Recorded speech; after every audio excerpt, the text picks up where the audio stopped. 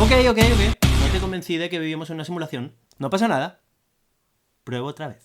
Los defensores de la teoría de la simulación argumentan que la realidad se comporta más o menos como un videojuego.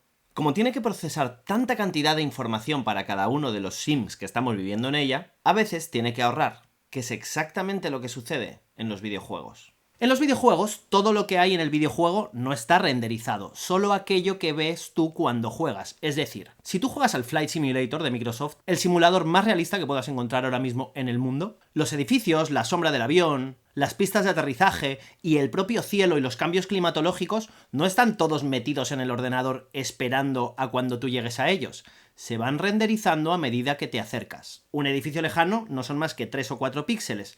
Es cuando te acercas cuando el ordenador procesa la información para que quien lo juega lo vea. Renderiza solo aquello necesario porque tiene que ser visto. Si ves un edificio desde fuera, no está renderizando el edificio por dentro, a no ser que entres. Es como aquella pregunta de, si se cae un árbol en el bosque y nadie lo escucha, ¿hace ruido? Te voy a explicar cómo eso parece que pasa en la vida real con el experimento de la doble rendija. Si le disparásemos partículas a una rendija que al otro lado tenga una pantalla, las partículas que cruzaran la rendija dibujarían este patrón en la pantalla. Si en cambio lo que haces es tirarle una onda, el patrón que haría es este. Pero cuando pones dos rendijas, las cosas se empiezan a enrarecer.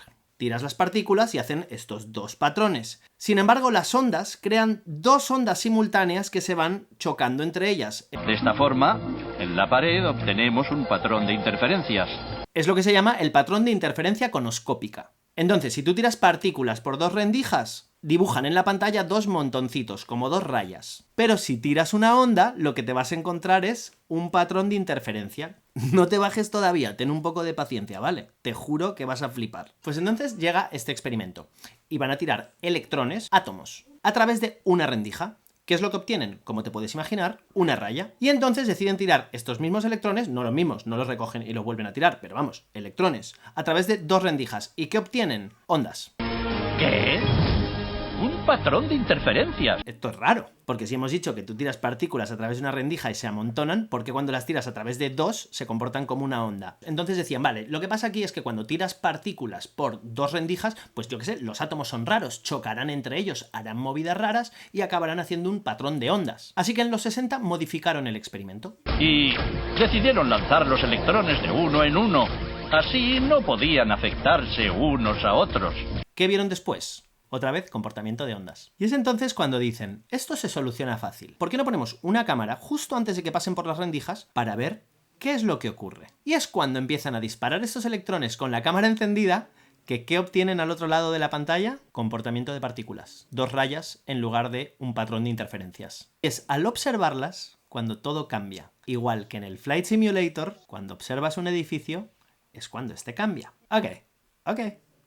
Manolo, quita la cámara. ¿Qué ven? Ondas. Espera, ¿me estás diciendo que las partículas se comportan según si las estás mirando o no? Para estirar un poco el chicle, los científicos dicen, vale, vamos a hacer una movida. Vamos a coger, vamos a apagar la cámara, pero no le vamos a decir a los átomos que no les estamos grabando. A ver qué nos encontramos. Ok, átomos grabando. Los tiran. ¿Qué se encuentran? Patrón de ondas. O sea que lo único que había cambiado es que la cámara no grababa, pero la cámara estaba ahí.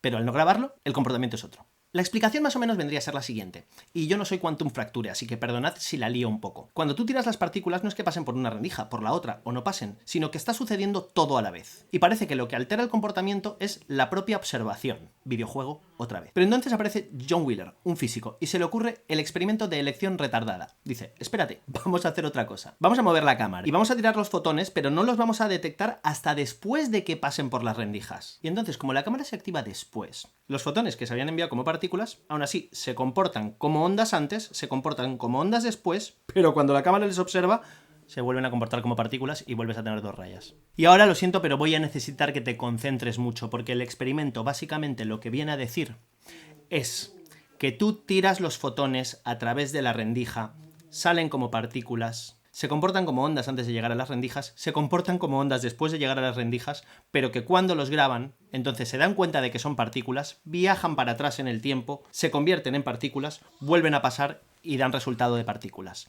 Si a ti esto te parece que no tiene ningún sentido, bienvenido, bienvenida, siéntate, aquí estamos todos juntos, mismo equipo. No tiene sentido en absoluto, a no ser que vivamos en una simulación, en la que las cosas son lo que son, depende de si las observas, y que las partículas cambian su comportamiento viajando atrás en el tiempo. Pero bueno, esto es un experimento en una habitación, ¿vale? Vamos a coger luz que viene de muy lejos, por ejemplo, de una galaxia a 100 millones de años luz. Y vamos a pasarla por las dos rendijas, a ver qué pasa. Pues hace exactamente lo mismo, se comporta como onda, hasta que le pones una cámara y entonces se comporta como una partícula. Es decir, que estos átomos están viajando atrás en el tiempo, millones de años luz, para alterar su naturaleza en el otro lado de la galaxia. Es lo que se llama retrocausalidad. Y a mí me parece que tiene tan poco sentido como a ti. Y es que, al igual que en un videojuego, solo hace eso si lo observas. Así que visto de esta manera, esas galaxias, estrellas y soles lejanos que podemos observar a mucha distancia, puede que no sean más que una proyección, que el universo solo tendría que renderizar en caso de que algún día nos acerquemos a ellas, pero como tenemos como barrera la velocidad de la luz, pues jamás seremos capaces, algo que es muy conveniente para este superordenador que está proyectando